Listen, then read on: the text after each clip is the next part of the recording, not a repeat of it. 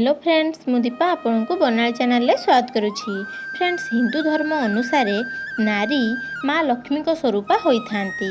आम समाज रे एक पुराणा कथा रही जेउठी नारी को पूजा करा जाए, सम्मान दिया जाए, सेठारे देवता वास करिथांती। दुनिया रे विभिन्न स्वभावर नारी अछंती।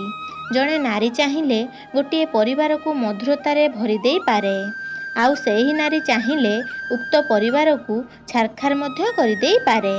शास्त्र रे नारी को स्वभाव को नहीं बहुत किछि उल्लेख रही। तेबे शास्त्र अनुसार सौभाग्यवती नारी को चिन्हिबार किछि संकेत रही। चलंतु जानिबा सौभाग्यवती नारी लक्षण विषय रे। एही विषय रे अधिक जानिबा पई डिस्क्रिप्शन रे दिया जाइथिबा लिंक रे जांतु। फ्रेंड्स, चलंतु जानिबा सौभाग्यवती नारी लक्षण गुड़िक विषय रे। नंबर 1, जेउ नारी मिठा कथा कही थांती और जहाँ कथा और आचरण रे माधुर्यता थाए सेमानंकु सौभाग्यवती नारी कहा जाई थाए। एपरी नारी समस्त को स्नेह और आदर दे थांती। नंबर 2, धर्म उपरे विश्वास, सेवा भाव, बुद्धिमती और निष्ठार सह कर्तव्य पालन करुथिबा महिला को माँ लक्ष्मी को स्वरूपा बोली कहा जाई थाए। एपरी स्वभावर नारी घर को आसिले परिवारर मान सम्मान वृद्धि पाइबा सह उन्नति घटी थाए।